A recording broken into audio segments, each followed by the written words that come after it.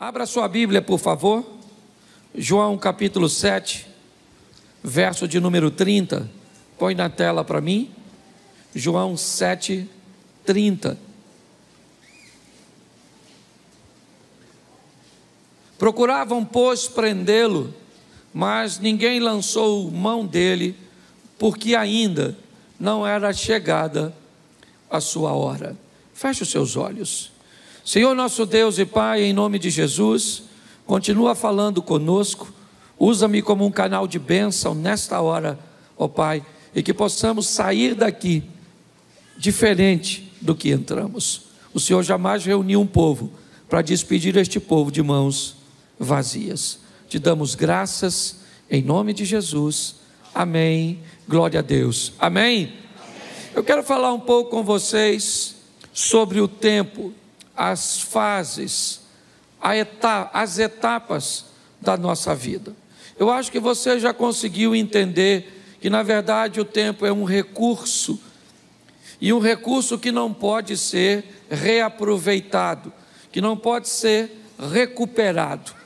Talvez uma das coisas mais valiosas que temos é o tempo, e quanto mais rápido nós entendermos que estabelecer um tempo de qualidade para a nossa vida, quanto mais rápido entendermos que a vida é única, curta e rápida, inevitavelmente esse entendimento vai fazer com que nós não percamos tempo,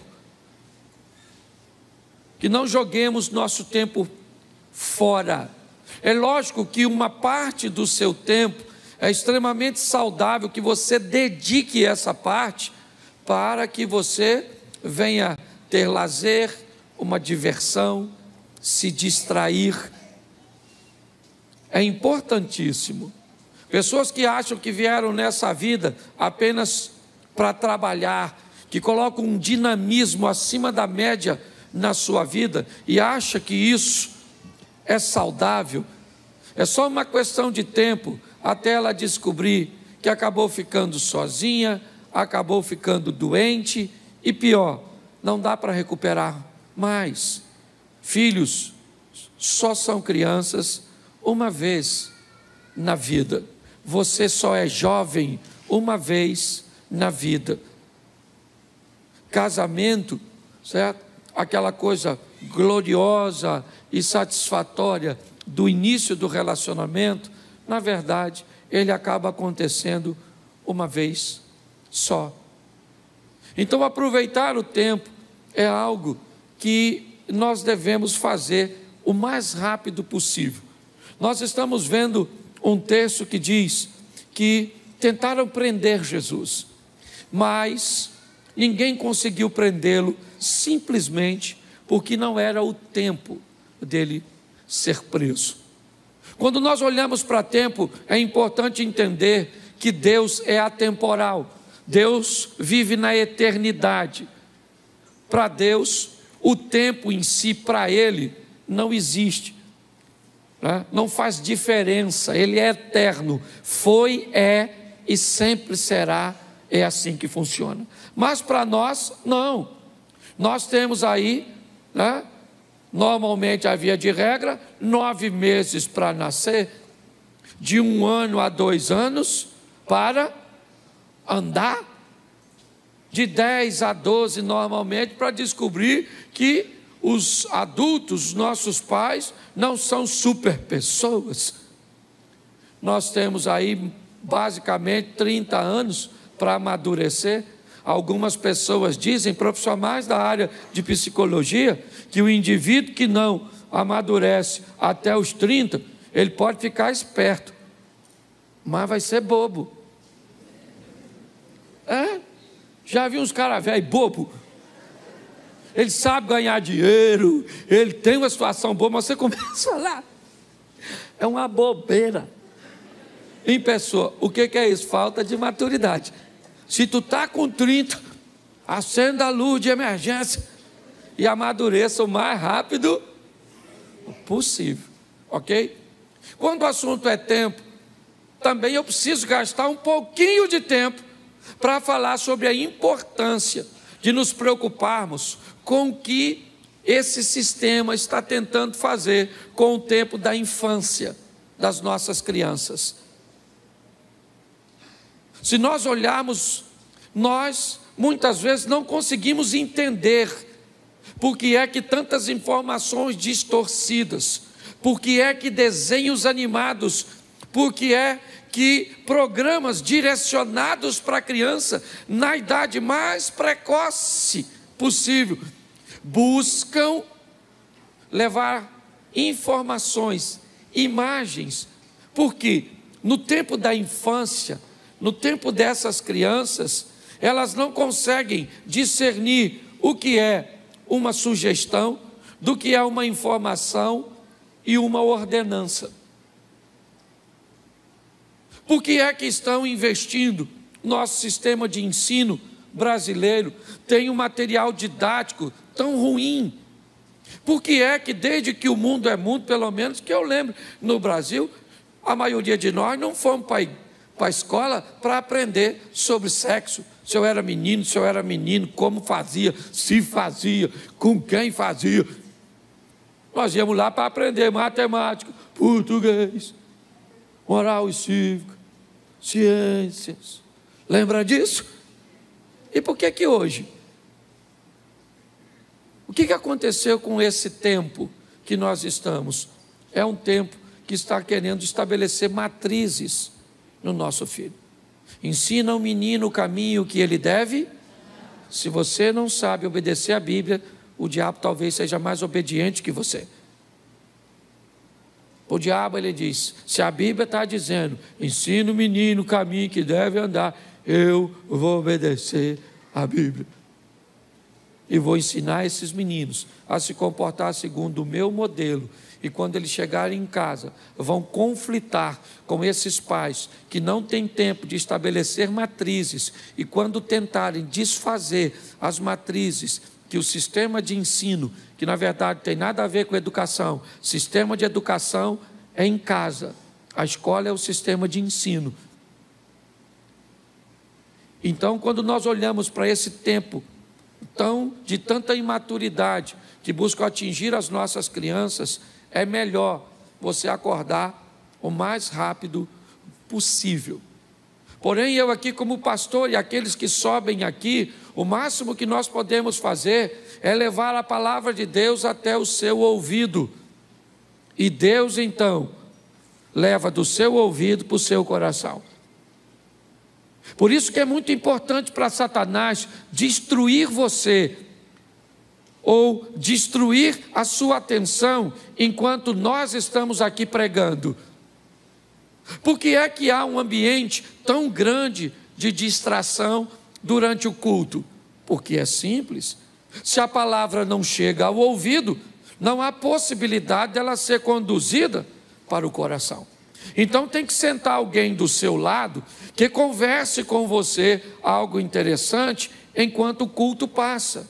Porque para Satanás é importante que no final do culto você não tenha nada na mente. Por quê?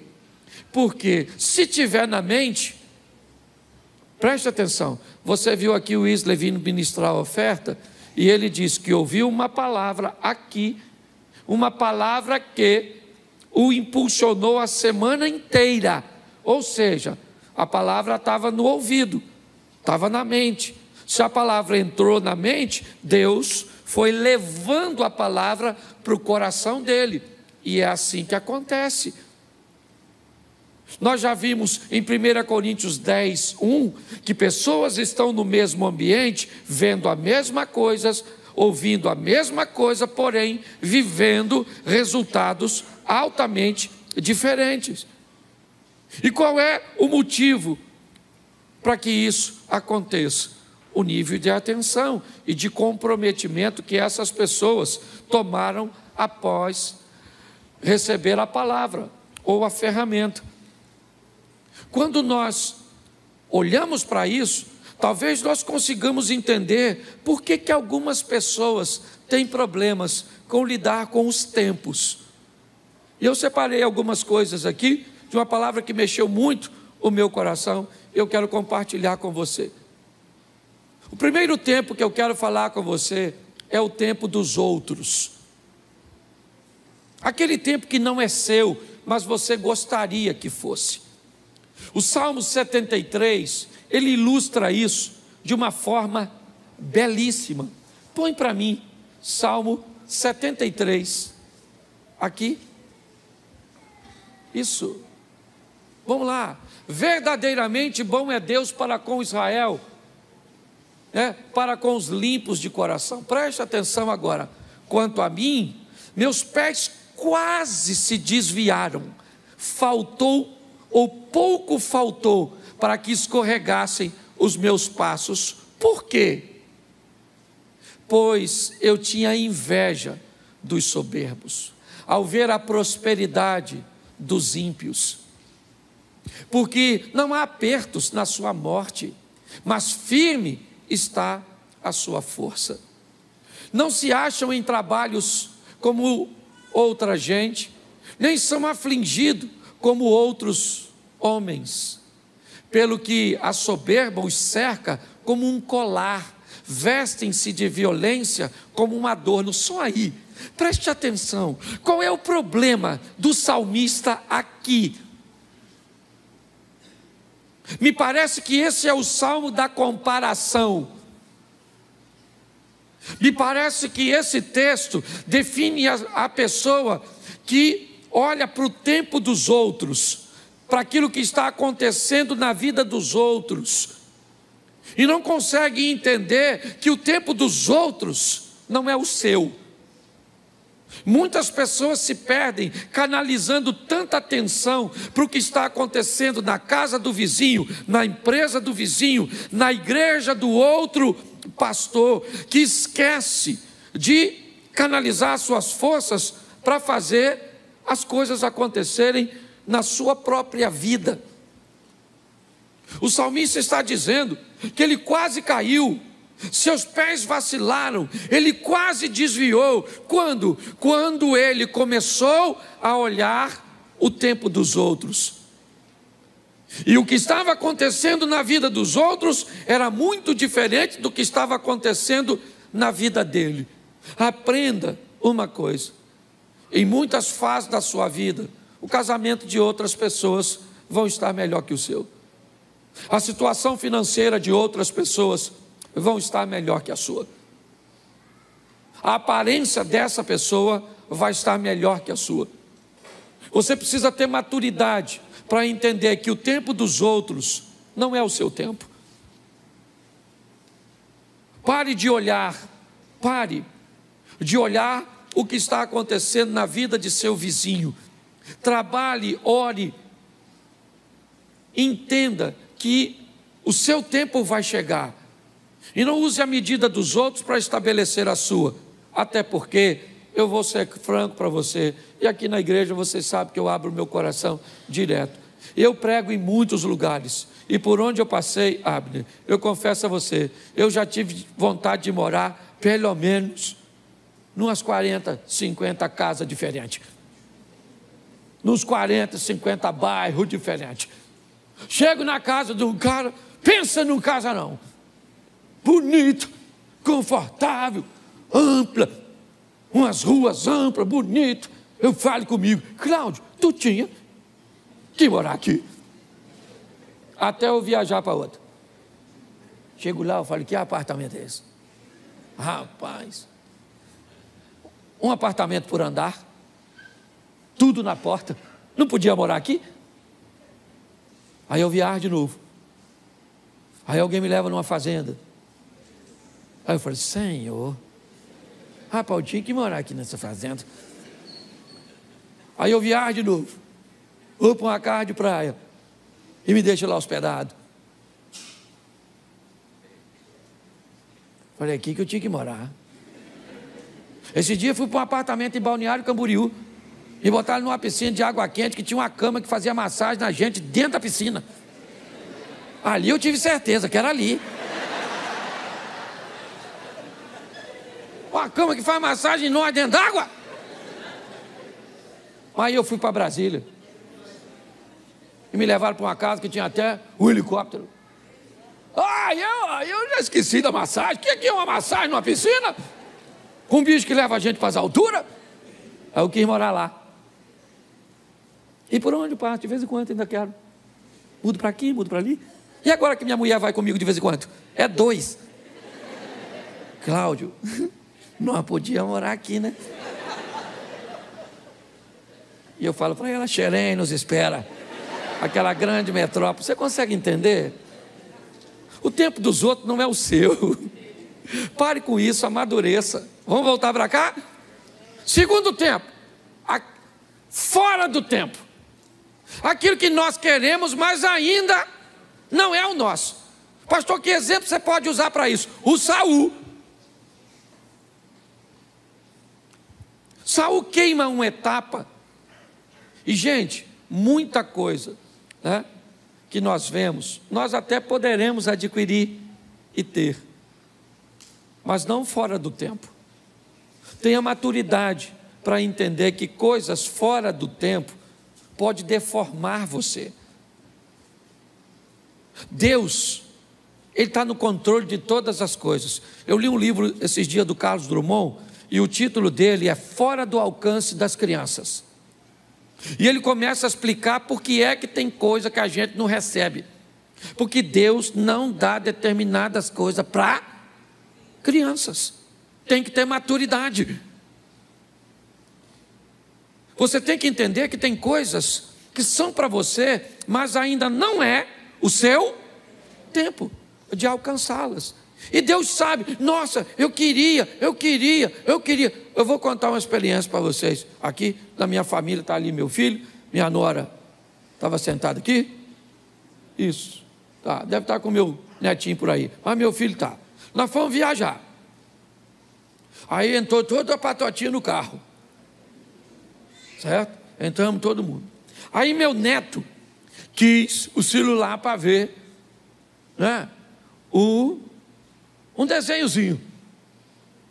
Aí minha nora falou assim, você vai passar mal, Miguel. Mas ele, sabe como é que é criança, né? Aí minha nora, gentilmente, uma mãe amorosa, cedeu o celular. Ele começou a ver. Um tempinho depois, ele começou a enjoar. Dentro do carro, escuta só. Certo? Dentro do carro. Ele podia? Sim. Mas era o tempo de ter? Não. Nós fizemos uma paradinha. O que nós fizemos? Ele pediu um biscoito. Era para dar? Nós demos. Eu fui um incentivador. Dá um biscoito para esse menino. Vô é assim, né?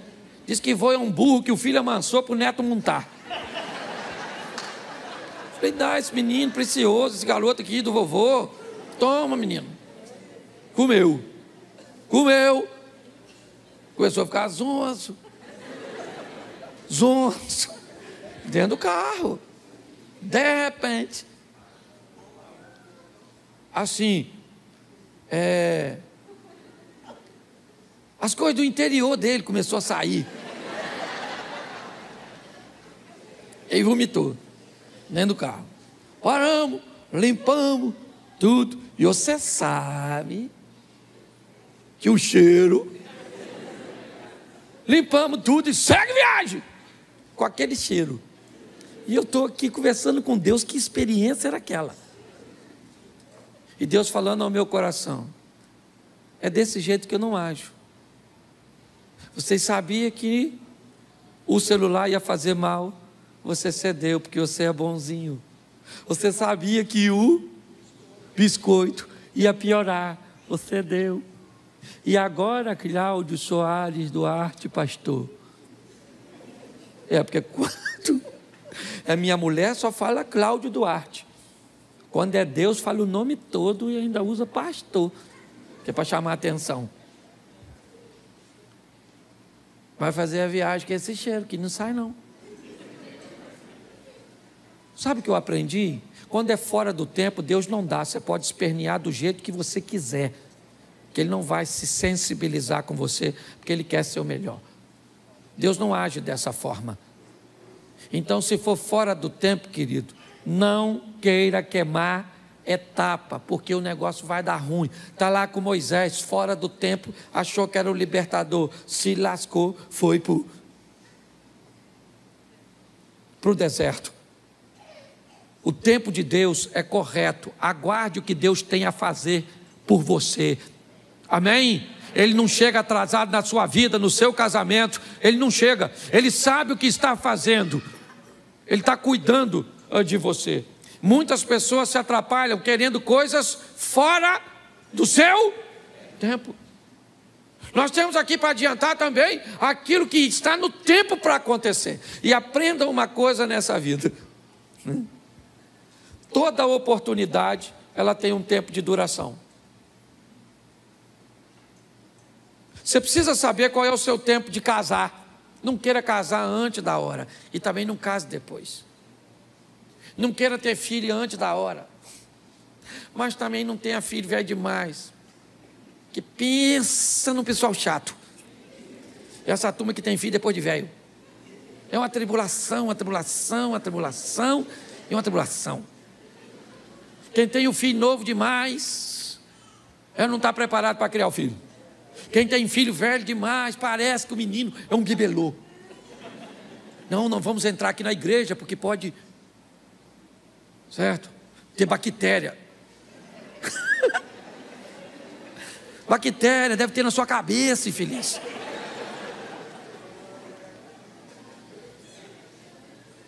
Você tem que descobrir qual é o seu tempo de casar. Você tem que descobrir qual é o seu tempo de agir em favor das suas finanças. É o seu tempo. Peça a Deus para te dar discernimento. Chegou a sua hora de viver. Descubra quando ela é, em qual área é, e mergulhe com toda a sua força. É assim que funciona. Em 1992, eu tive que fazer 2 mudanças drásticas na minha vida. Casar. Acabei com a minha vida de solteiro. Troquei todas as mulheres solteiras do mundo por uma. Olha que troca ruim. Porque antes de casar eu podia ter qualquer uma solteira, sim ou não? Depois que casei, rejeitei todas as outras. E parei Jane Mary, para ir com ela até que a morte o separe. E diga-se de passagem, está demorando. Para ela e para mim. A Abner que diga isso, ou não? A Jacira aí, ó. Quase 50 anos de casado. Você consegue entender isso? Está assim de gente que não investe tempo, sabe? Para ter um discernimento, às vezes numa consultoria, em alguém que tem experiência. Para que aprender com seus erros, se você pode aprender com os erros dos outros? Procure pessoas, a vida está fazendo aqui na igreja, aqui nessa igreja, você tem pessoas com tanta experiência, que pode dar noção de casamento, pode dar noção de ambiente corporativo, de quais são as profissões promissoras. Você está envolvida num ambiente, onde você pode receber informações extraordinárias, para ajudar a você agir no tempo correto. Mas você não aproveita isso. Você tem que descobrir seu tempo. Qual é o seu tempo? Jesus está no casamento de Caná. Maria fala para ele, ele diz, não tem vinho. Jesus disse, ainda não é chegada a minha hora. Calma, eu sei o meu tempo. Nós precisamos amadurecer para entender isso. A menina tem 12 anos, eu já sou uma moça. Pai, posso namorar? Com 12, eu vou buscar o boneco da Barbie, o Ken. Você namora ele. Mas eu já sou uma mulher. Ô menina, vai assistir Chiquitito e não me perturba. Menino, 13 anos, acho que é um homem, não paga uma conta, qualquer coisa que vai fazer está cansado, não estuda direito, nada, aí vê uma menininha. Eu já estou no tempo de namorar. Eu acho que você está no tempo de eu castrar você, não é? Você sossegar esse fogo. Você está rindo, mas é sério. Você tem que entender o tempo da espiritualidade, o tempo de investir em leitura, em busca por Deus. É muito importante isso, gente. Descubra o seu tempo, as coisas que têm que acontecer, né? no seu tempo. Para alguns, esse tempo pode chegar um pouco mais cedo, para outros, um pouco mais tarde, para outros chega no modelo mais fácil, para outros no modelo mais difícil.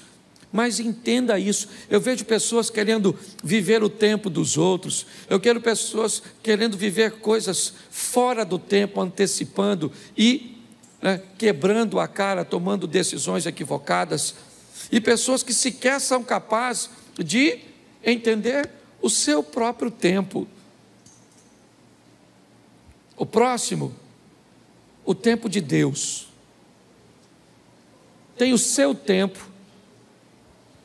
Pastor, mas o meu tempo não é o tempo de Deus? Não era isso que você está falando? Não, o seu tempo é o tempo que você tem que aproveitar para estudar,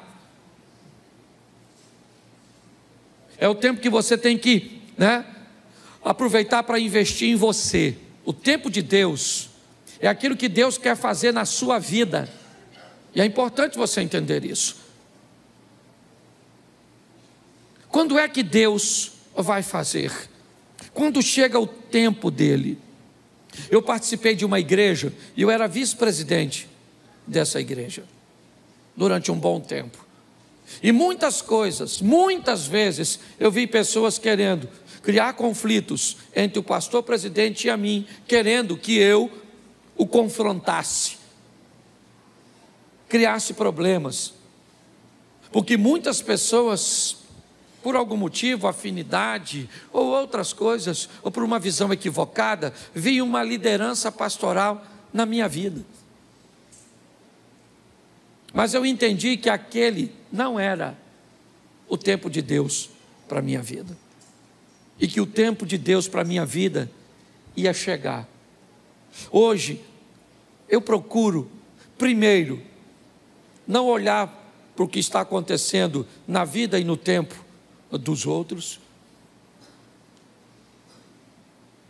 Hoje, eu procuro olhar de uma forma sábia para não querer as coisas fora do tempo. Eu busco a maneira, de aproveitar todas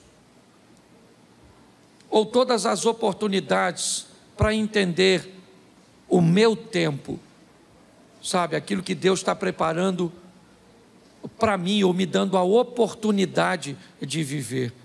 Mas o tempo de Deus, no que diz respeito principalmente a ministério, a ações que vão mudar a nossa vida, precisa ser entendido. Quando eu olho para Davi, sendo ungido por Samuel como rei, sabia que o trono era seu futuro. Profecias, se é que eu posso chamar isso de profecias, mas incentivo, que diziam: mata o camarada, porque se você matar, você se torna o rei. Ele disse: mas esse não é o tempo. Para que o tempo e que as coisas de Deus se cumpram na minha vida, eu não preciso puxar o tapete de ninguém. O que Deus tem para mim é meu. É assim que funciona. Eu não estava em casa, é o que Davi poderia dizer, quando Samuel esteve lá, todos os meus irmãos estavam lá. Eu estava no campo trabalhando, mas ninguém comeu nada, e o ungido fui eu, porque o tempo de Deus chegou para a minha vida.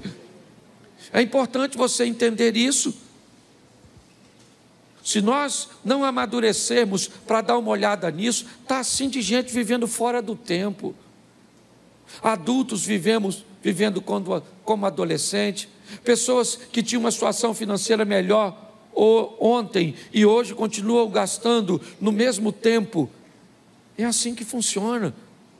Homens casados vivendo tempo e comportamento de solteiros, pessoas invertendo tudo e pior, trazendo dores, desconfortos, adversidades para a sua vida. Está na hora de você tomar uma decisão para mudar a sua história. É para isso que você vem à igreja, sabe para quê? Para entrar pelo teto paralítico e para sair pela porta andando. Nós vamos para a presença de Jesus para sair de lá melhor do que entramos. Esse é o propósito. Sair daqui uma esposa melhor, um marido melhor, um colaborador melhor, um empresário melhor, um pastor melhor, um amigo melhor. É para melhorar. O trabalho do Senhor tem o propósito de nos levar para a próxima fase da nossa vida. E para me encerrar, por causa do tempo, nós temos o fim dos tempos. Nós temos aqui, rapidinho, o tempo dos outros, fora do tempo, o meu tempo, o tempo de Deus e o fim dos tempos. Quando nós estamos olhando para esse ambiente, Mateus 24, 44, por isso, estai vós preparados também, porque o Filho do Homem há de vir a hora em que não penseis. Quando nós olhamos para esse texto, nós descobrimos que nós estamos chegando ao final dos tempos, as coisas se cumprindo, as coisas acontecendo. E por favor, igreja, não se preocupe quando vai ser. Não fique preocupado se é amanhã, se é no ano que vem. Não fique preocupado. Tenha uma preocupação: eu preciso estar preparado. Quando a trombeta tocar e Cristo voltar para buscar a sua igreja, e Ele vai voltar, porque Ele não é homem para que minta, nem filho do homem para que se arrependa. E por que é que nós investimos em vidas aqui para melhorar a sua qualidade? Porque não há evangelismo maior e melhor do que alguém olhar para você e ver Deus. Terça-feira passada, eu levei a Mary para pregar numa igreja e um pastor me chamou. Ele trabalhava na usina de Angra e ele me disse que com ele trabalhava um alemão que entendia pouquíssimo português e que falava inglês e alemão. E ele disse que criou um laço de amizade, mas que a comunicação era muito difícil entre eles.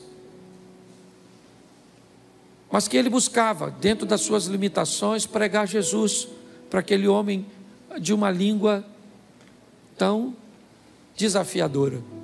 O homem entendia pouco, mas quem pregava era muito crente. Falava pouco e vivia muito. Dava um testemunho. O cara gostava demais dele e tolerava até ouvi-lo sem entender muitas coisas. O homem foi embora para a Alemanha e não se viram mais. Um tempo depois ele recebe a ligação da filha deste homem. E criou uma maneira, não entrei em detalhes, para comunicar a ele, que depois que o pai dela havia voltado para a Alemanha, ele aceitou Jesus como Salvador. E ele tinha falecido lá na Alemanha. E que ele deveria pegar um avião e ir à Alemanha, porque o pai dela, antes de falecer, deixou uma herança para ele, que ia mudar a vida dele. Muito mais do que o que falamos, meus irmãos, vale o que nós vivemos. A nossa sociedade está cheia de palavras, cheia de historinhas. A nossa sociedade está querendo testemunho.